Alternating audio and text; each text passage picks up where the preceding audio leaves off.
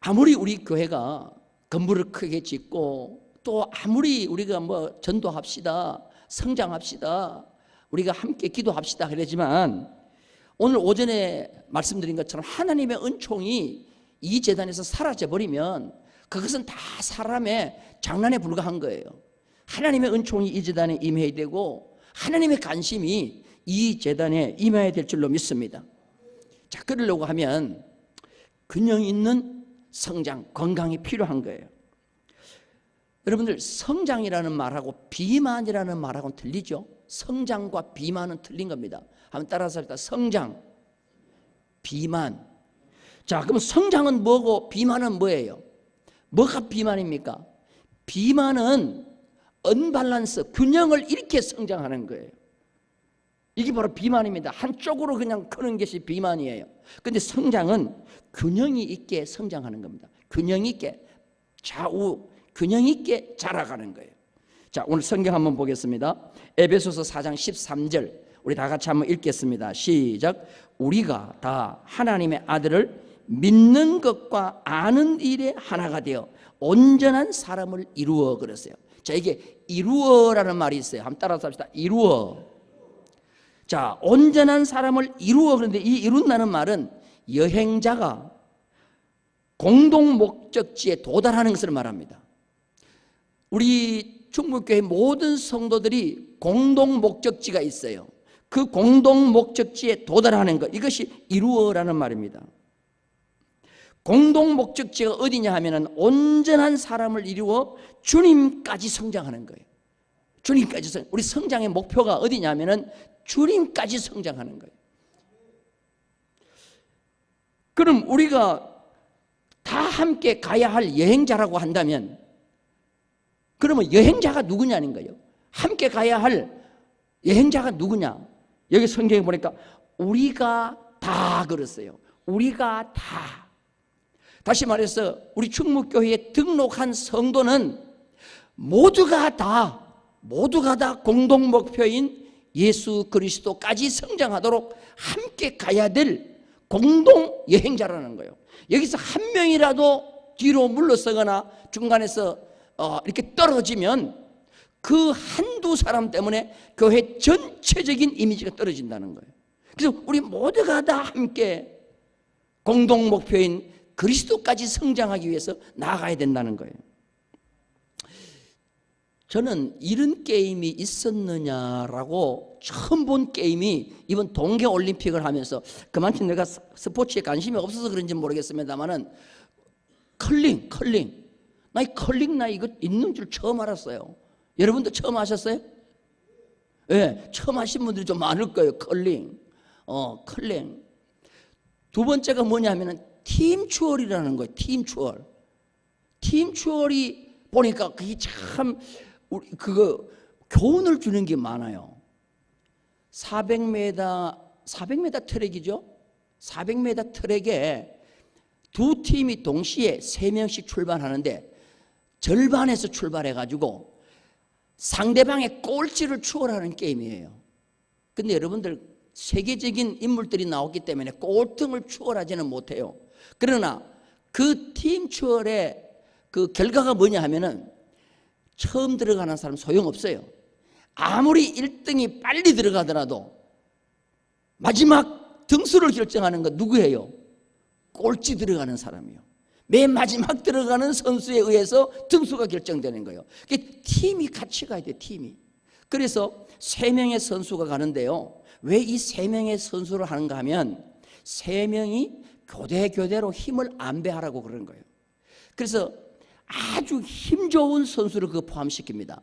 이 힘 좋은 선수가 맨 처음에 딱 출발하면서 어디를 가냐면은 제일 앞장서서 달려요. 그러면 여러분들 스케이트가 세게 나갈 때는 100km까지 나간대요. 100km까지 나가면은 공기의 저항이 굉장히 셉니다. 그걸 앞에서 힘 제일 좋은 선수가 공기 저항을 받아내는 거예요. 그러면 그 뒤따라가는 선수는 앞에서 공기 저항을 막아주기 때문에 아주 쉽게 따라가요. 그리고 맨 뒤에 세 번째 가는 선수는 뭐냐? 항상 중간에다가 약한 선수를 넣고 뭐 하느냐면은 뒤에서 약간 밀어줄 수 있어요. 상대를 밀어줄 수 있어요. 앞에는 끌고 공기를 가르고 뒤에서는 밀고, 그래 하다가 몇 바퀴 돌다가 앞에 선수가 이렇게 사인을 보내요. 아, 힘들다 그러면은 그 선수가 어디로 가느냐면은 맨 뒤로 가요. 아니면 또 2번으로 가요. 그리고 맨 뒤에 있던 선수가 제일 앞쪽으로 가가지고 또 막 공기를 가르고 그 다음에 뒤에 선수를 밀어주고 하는 거예요. 자, 이게 팀 추월인데, 그 공기를 가르는 선수, 제일 앞장선 선수의 뒤를 따라가는 선수를 뭐라고 얘기하냐면은 피를 빨아먹는 자라고 그렇게 얘기해요. 피를 빨아먹는 자. 여러분, 왜 피를 빨아먹는 자요? 앞에서 길을 비켜주면 그 뒤따라가기 때문에. 뭐 저는 그걸 경험하지는 않았습니다만은 서울에서 부산까지 가는데 앞에 관광버스가 공기를 가르고 가는데 뒤에 승합자가 바로 뒤쫓아가면은 연료비를 돈 많은 정도는 아낀다는 말이 있어요. 이게 바로 뭐냐? 그 앞차에 뭐를 빨아먹고 가요? 피를 빨아먹고 가기 때문에. 그런데 확실히 운전을 해본 경험자들은 알 수 있어요. 운전해 가다가 앞에 버스가 확 지나가고 난 뒤에 보면은 쑥 달려가는 기분이 나는 거예요. 이게 팀 추월에 있어서 어떻게 보면 중요한 원리인 것입니다. 그런데 우리가 목적지가 이제 공동 목적지가 예수 그리스도인데 그 세 명이 다 함께 좋은 성적으로 들어가야 되는 거예요. 그런데 이 팀 추월에서 이번에 개최국인 우리 한국이 세계적인 망신을 시켰어요. 그래서 앙케이트를 조사해 보니까 이번 경기에서 제일 안 좋은 게 뭐냐? 그 팀 추월이라는 거죠. 여러분, 맨 처음에 할 때 보셨죠? 한 선수를 따돌려 가지고 지금까지 올림픽에서 처진 선수가 그런 선수가 없는데 한국 선수만 거의 50m 이상 쳐져가지고 들어오는데 그런 나라가 어디 있습니까? 우리 한국 개최국이 굉장히 한 팀이 안 된다는 걸 보여준 거죠. 나는 그런 걸 보면서 야, 한국 교회가 이렇게 돼서는 안 된다. 하나님의 교회들이 이렇게 돼서는 안 된다는 생각이에요.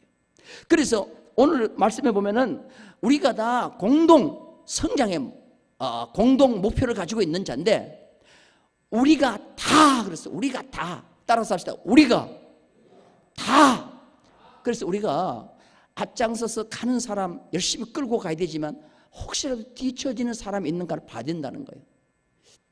그러면 그 뒤처지는 사람을 어떻게 해서라도 같이 뭐예요?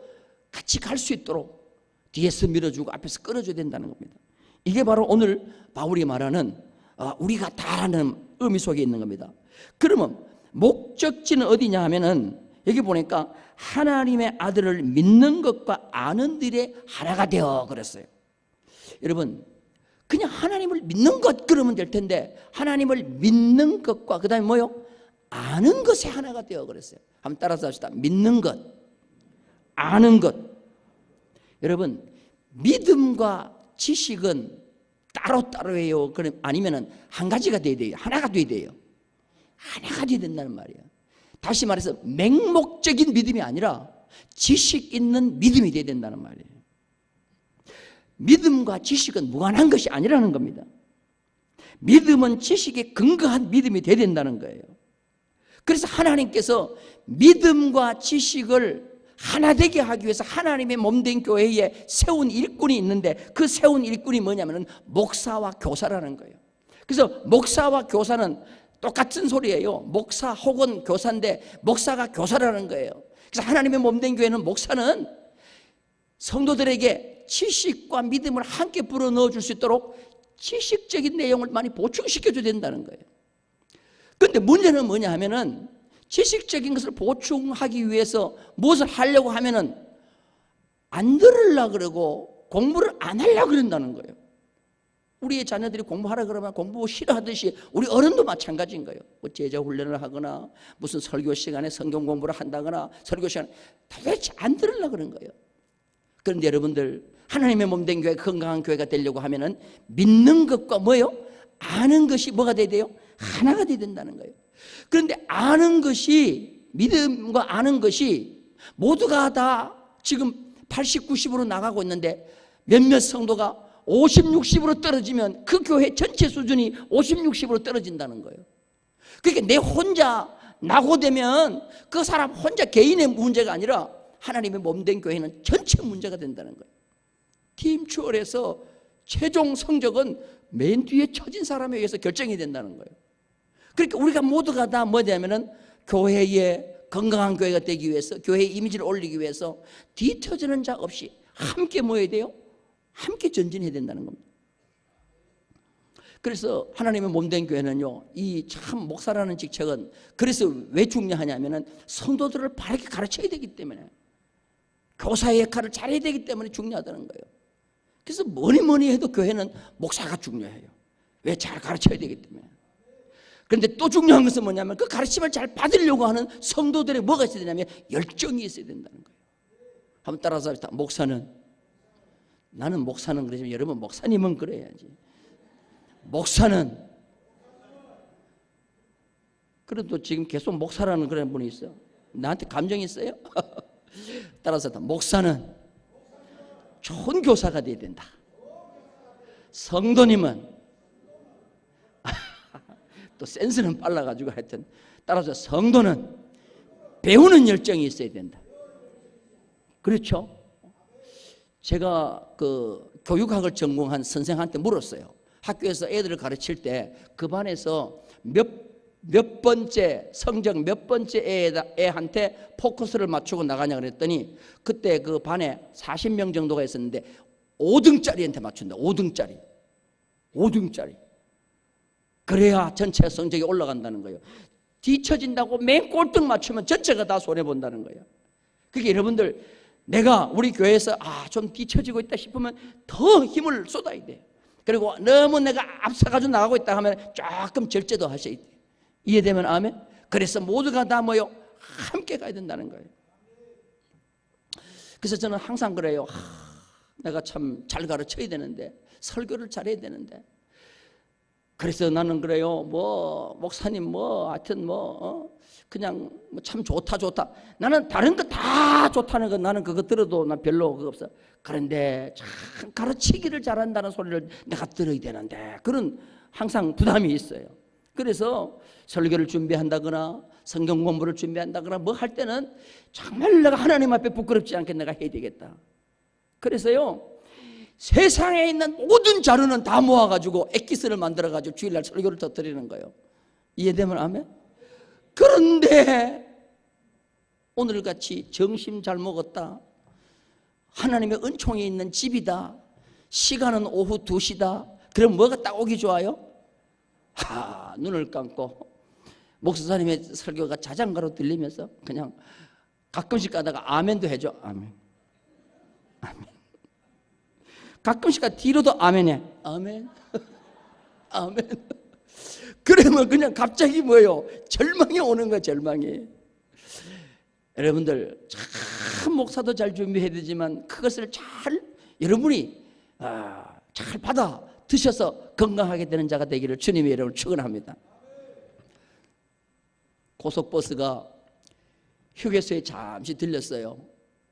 이제 다시 휴게소에서 한 20-30분 쉬었다가 이제 고속버스가 출발하는데 기사가 마이크를 떡 잡더니, 여러분 이제 부산행 고속버스는 잠시 후에 출발합니다 라고 방송을 하는 거예요. 그러니까 차 안에서 큰일 났어요. 어마 큰일 났네. 나는 강주를 가야 되는데 갑자기 무슨 차가 부산을 간디야. 어메 큰일 났어요. 빨리 내려야. 그러니까 놀란 게 누구냐면 운전기사요. 운전기사가 어메 이거 뭐란데? 내려가지고 차를 가만히 보니까 부산행 차를 기사가 탄 거야. 여러분, 이거 운전기사가 잘못 차를 타고 부산으로 끌어가 버리면 큰일 나는 거예요. 그러니까 버스의 승객도 중요하지만 버스에는 누가 제일 중요해요? 핸들을 잡은 운전사가, 기사가 중요한 거예요. 그러니까 하나님의 몸된 교회는 누가 제일 중요하냐? 핸들을 잡은 목사가 중요한 거예요. 여러분을 잘 천국까지 끌고 가야 되는데 어미 내가 잘못했어요? 이게 부산가? 그러면 어떻게 되는 거예요? 마치 그래도 이 정신이 빨리 차려가 내려가지고 자기가 하긴 했어요. 그렇지 다 내리라 그랬으면 어떻게 할 뻔했어요? 오늘날 그렇게 실수하는 자들도 많이 있다는 거예요. 우리는 정신 똑바로 차리고 우리가 천국 가는 고속버스를 함께 잘 타고 가야 될 줄로 믿습니다. 자, 믿으면은 믿음에는 지식이 필요한데 믿음의 지식에 두 가지가 필요해요. 첫째는 뭐냐면은 믿음의 대상입니다. 따라서 믿음의 대상. 우리가 무조건 믿는 게 아니요.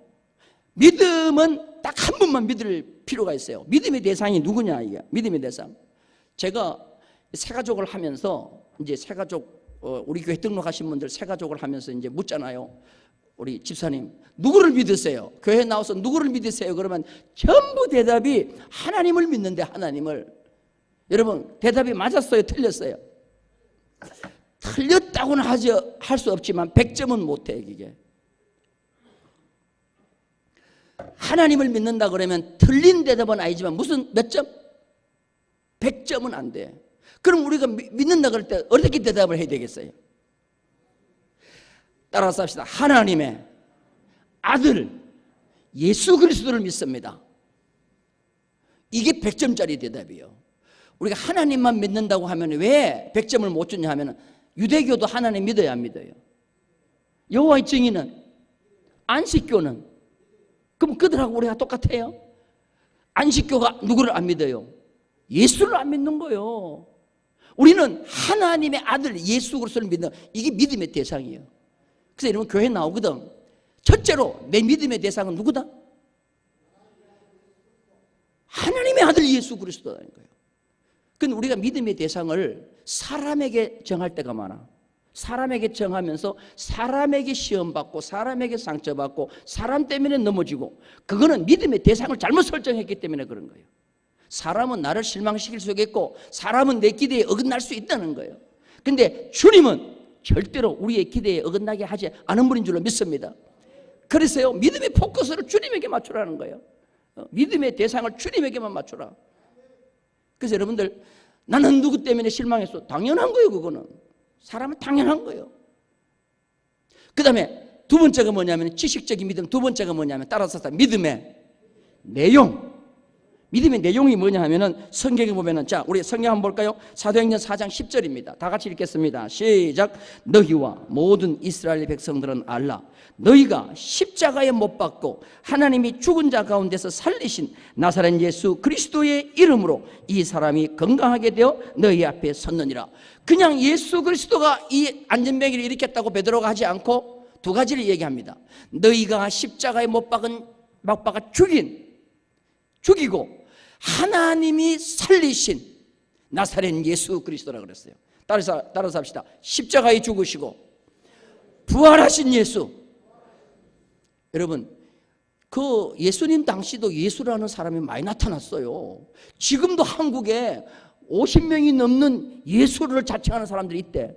근데 그 예수하고 우리가 믿는 예수는 다르다는 거예요. 왜? 우리가 믿는 예수는 십자가에 죽으시고 부활하신 예수라는 거예요. 근데 요사이 나타나가지고 내가 예수라는 사람은 자기 십자가에 죽었어요? 그 다음에 죽은 지 3일 만에 부활했어요? 아니단 말이죠. 그거는 예수가 아니라는 거예요. 우리가 믿을 수 없는 자라는 거예요. 근데 이걸 모르는 사람은 지금 누가 나타나가지고 뭐 그냥 내가 예수다, 내가 재림 예수다 그러면 할렐루야 그럼 그거 따라가서 믿는다니까. 우리가 믿는 예수 그리스도는 믿음의 내용이 뭐냐? 믿음의 대상은 예수 그리스도인데 믿음의 내용은 뭐냐? 십자가에 죽으시고 그 다음에 뭐요? 부활하신 예수. 믿으시면 아멘. 그분이 우리의 믿음의 내용이라는 것입니다. 근데 오늘날 많은 성도들이 엉뚱한 건 많이 알아요. 근데 핵심적인 것은 잊어버리고 살아요. 그래서 그냥 얼마나 넘어지고 쓰러지는 게 많은지 몰라요. 이스라엘 백성들이 최고로 타락하고 또한 하나님의 말씀에서 멀어질 때 호세아 선지자가 이스라엘 백성들에게 뭐라고 말했는지 아세요? 자, 우리 성경 봅니다. 호세아 4장 6절 다 같이 읽겠습니다. 내 백성이 지식이 없음으로 망하는도다. 네가 지식을 버렸으니 나도 너를 버려 내 제사장이 되지 못하게 할 것이요 네가 내 하나님의 율법을 잊었으니 나도 내 자녀들을 잊어버리리라. 범죄한 이스라엘 백성들을 향해서 지식 없는 것을 책망합니다. 그러면서 뭐를 원하냐면은 나는 번제를 원하는 것이 아니라 하나님을 아는 지식을 원한다 그랬어요. 자, 호세아 6장 6절입니다. 다 같이 읽겠습니다. 시작. 나는 인애를 원하고 제사를 원하지 아니하며 번제보다 하나님 아는 것을 원하노라. 하나님 아는 것을 원하노라. 우리가 하나님에 대해서요 많이 알아야 됩니다. 자, 여러분들 남편은 아내를 사랑하고 아내는 남편을 사랑하지요. 사랑하면 아내에 대해서 남편에 대해서 많이 알아야 돼요. 그래서 내가 지난번에 금요 심야기도 하면서 사랑하냐면 이렇게 사랑한데 그 아내가 좋아하는 색깔 뭐냐니 다 틀리더라고. 몰라. 그게 이러면 아내가 무슨 색깔 꽃을 좋아하는지 무슨 선물을 좋아하는지 모르는 거예요.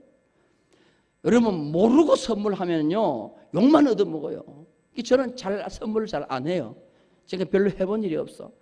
한번 선물했다가 그냥 혼이 나가지고 왜 내가 좋아하는 것도 모르면서 했냐는 거예요. 왜 받는 사람 입장에서 해야지 주는 사람 입장에서 하냐는 거야. 그 말 들어보니 맞기도 맞아.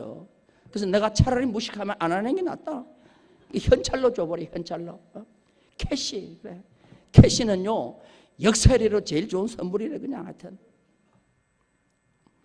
칸트는 이런 이야기를 했습니다. 지식 없는 신앙은 맹목적이고 신앙 없는 지식은 공허하다. 그러니까 여러분들 신앙생활은 알아야 돼요. 그래서 여러분들 알려고도 부지런히 노력도 하고 그걸 여러분이 적용을 잘 해야 되는 거예요. 우리 교회 장로님 두 분, 우리 이홍주 집사님하고 우리 임덕용 집사님이 이번에 장로고시 쳤잖아요. 지난주 월요일 날. 그래서 또 우리 교회에서 고시를 치니까 제가 또 가봐야 되잖아요. 가봐야 되지.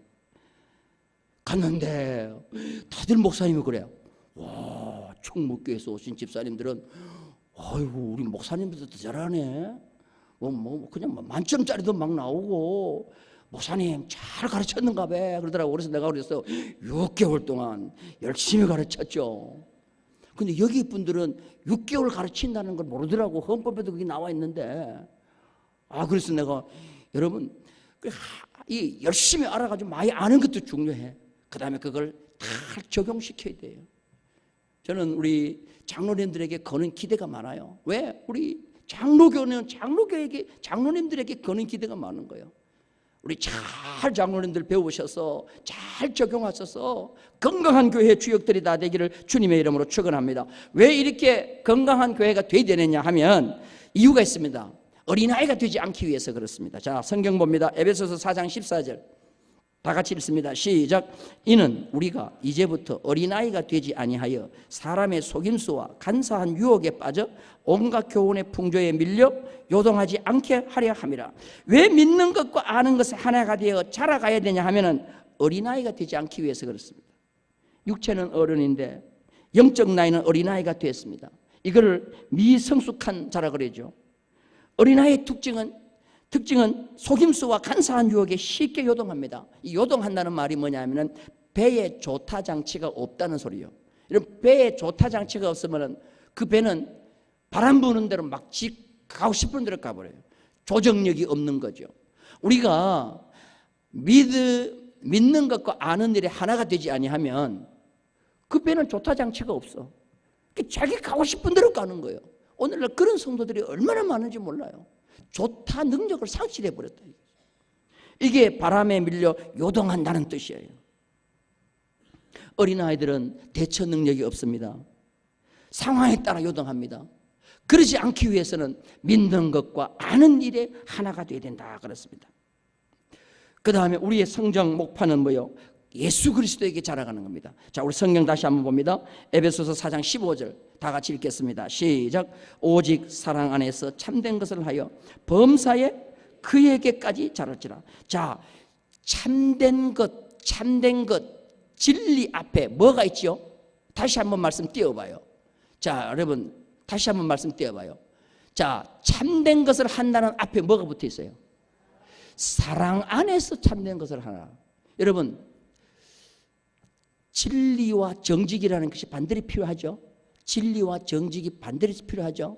그런데 정직만 있고 사랑이 없으면 어떻게 되는지 아세요? 너무너무 차가운 냉장고가 되어버립니다. 그리고 상대를 계속 정직만 있으면 계속 지적만 해요. 지적만 해. 자꾸 상대를 향해서 지적만 해. 근데 사랑 안에서 참된 것을 하고 사랑이 있는 정직은 뭐냐 하면은 균형을 맞추는 거예요. 사랑, 그 다음에 뭐요? 정직, 참된 것. 이 하나님의 그 인류를 다스리는 방법이 사랑과 공의 두 가지잖아요. 이 두 가지가 있으면 뭘 하냐면은 방탕을 막아줘요. 정직 없이 사랑만 계속 하잖아요. 사랑이 돼. 그러면 그 사람이 방탕하기 쉬워. 그런데 이 방탕과 그 다음에 정죄, 이것을 다 막아주면서 함께 아름답게 균형 맞추면서 살아가는 게 뭐냐면은 사랑 안에서 뭐요? 참된 것을 하는 거예요. 그러니까 여러분들 자꾸 남에게 손가락질하고 정죄하는 사람들은 내게 사랑을 좀 달라고 기도하셔야 돼요. 그 다음에 무조건 그냥 뭐 사랑해야 된다는 사람은 조금 정직을 가지고 살아야 돼. 그러면 이것이 사랑 안에서의 참된 것이 뭐냐면 균형을 맞추면서 하나님의 몸된 교회가 든든한 힘을 가지고 있는 거예요. 범죄한 사람은 무조건 용서해. 그것도 말이 안 되는 소리예요. 범죄한 사람은 무조건 심판해. 그것도 말이 안 되는 거예요. 사랑 안에서 뭐요? 참된 것을 하라는 거예요. 한번 따라서 합시다. 사랑 안에서 참된 것을 하여. 두 분이 지금 눈을 감고 계시기 때문에 내가 다시 한 번 더 하겠습니다. 손을 여러분 내세요. 따라서 사랑, 참된 것. 이게 두 개가 뭐 하는 거예요? 밸런스를 맞춰요. 이 비행기가 한쪽 날개면 있어 봐요. 어떻게 되겠어요? 대문 공도박질 하는 거지. 프랑스의 소설가 빅토르 위고가 쓴 미제라블, 그 영화 여러분 보셨을 겁니다. 미제라블이라는 게 뭐냐면 프랑스 말로 불쌍하고 비참한 사람들이라는 뜻이에요. 그때 당시에 이 19세기 때 그 영국에 1차 세계 대전이 일어나기 전에 영국의 그 실상을 그린 하나의 소설인데 적과 흙, 미제라블, 이건 대표적인 프랑스를 오늘의 만든 그 문학 작품이잖아요. 근데 거기 보면은 장발장이 나와요. 나는 이 소설이 장발장인 줄 알았어요. 나는 그 중학교 때 이 소설을 읽고 장발장인 줄 알았어요. 제목이 원래는 미제라블이고 그 주인공이 장발장이에요. 장발장이 날품팔이를 살아가는 노동자입니다. 그런데 어린 나이인데 부양 가족이 참 많이 있어요. 누이 동생과 조카 7을 지금 부양해야 될 그냥 큰 사명이 있어요. 그런데 이 부양 가족을 이 어린 나이에 하다 보니까 너무너무 배가 고픈 거야. 그래서 빵가게 앞을 지나가다가 빵 하나를 훔쳐먹는 죄로 감옥을 가게 돼요. 그래서 5년형을 선고받았어요. 감옥에 가 있는데 지금 자기가 책임져야 할 누이 동생과 조카 7이 너무 걱정이 돼서 탈옥을 시도하다가 걸렸어요. 그래서 몇 번 탈옥을 할 때마다 죄가 올라가 가지고 죄가 5년짜리가 19년이 됐어요. 19년 동안 옥살이를 하는데 13년 만에 추록을 하여 사회로 나옵니다. 그런데 벌써 이미 나이가 중년 나이가 지났어요. 그런데 정과자라는 타이틀이 붙어 있기 때문에 누구도 이 장발장을 받아주지 않습니다. 그래서 이 장발장은 노숙인이 되어가지고 처량하게 이제 버림받은 삶을 살아가고 있는데 어느 날 누구가 그렇게 합니다. 교회를 가보라고 얘기해요. 천주교회를 가보라고, 캐톨릭을 가보라고. 그러니까 이제 캐톨릭 교회를 찾아가니까 그때 신부가 나와서 이 장발장을 맞이해 주는데 밀리에르라고 하는 신부가 이 장발장을 맞이하면서 장발장에게 참으로 오랜만에 따뜻한 음식과 따뜻한 잠자리를 제공해 주는 거예요. 와, 그래서 이 장발장이 세상에 이런 곳이 있구나. 은총이, 하나님의 은총이 임하는 곳이 있구나 생각하고 잠을 자려고 하는데 눈앞에 뭐가 보이느냐 하면 은접시가 하나 보이는 거예요. 갑자기 은접시가 보이는 순간에 조카들이 생각나고 부양가족이 생각나서 훔쳐가지고 달아나는 겁니다. 달아나다가 헌병한테 걸렸어요. 헌병이 수색을 해보니까 은접시가 나와. 은접시가 나오는데 이거 어디 거야? 그러니까 교회 신부가 자기한테 줬다고 얘기하는 거예요. 그러면 가가지고 한번 신부를 만나보자 하고 신부한테 데려오는데 신부가 대부분 알아차려요. 장발장을 보면서 이 미르에르 신부가 은초대까지를 내면서 장발장, 이 은초대까지 가져가라고 했는데 왜 이건 놔두고 가서 이것도 가져가 하고 주는 거예요. 그때 헌병이 정말로 줬구나 하고 풀어줘요. 그런데 은초대를 주면서 이 미르에르 신부가 이런 말을 하나 해요. 뭐라고 하느냐 하면은 장발장에게 정직하게 살아라. 그 다음에 너의 영혼을 내가 샀다. 그리고 너의 영혼을 하나님께 바쳤다. 그렇게 얘기하는 거예요. 이 말은 뭐냐 하면은 내가 너에게 은초대와 은접시를 주며 너의 영혼을 오늘 사겠다는 거예요. 그리고 내가 하나님 앞에 내 영혼을 바쳤다. 이 이야기를 듣고 장발장이 회개를 합니다. 그리고 사람이 변화되기 시작해요.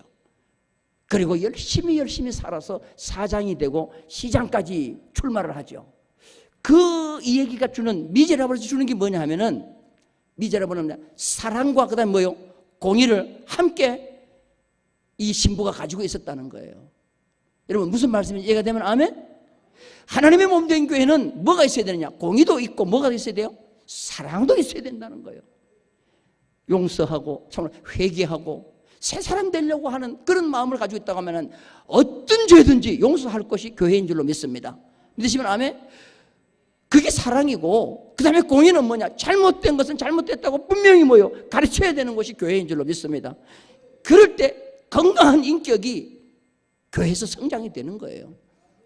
나는 저와 여러분 모두가 다 이 신부처럼 말이죠, 이런 공의와 사랑을 가지고 하나님의 몸된 교회가 건강한 교회가 되도록 우리가 많은 지식적인 것도 보충해서 성장해서 정말 113년 교회에 따운 그런 아름다운 모습을 수많은 사람들에게 보여줌으로 정말 우리가 증오의 대상 교회가 아니라 하나님의 닮고자 하고 부러워하는 교회로 성장되는 역사가 있기를 주님의 이름으로 축원합니다.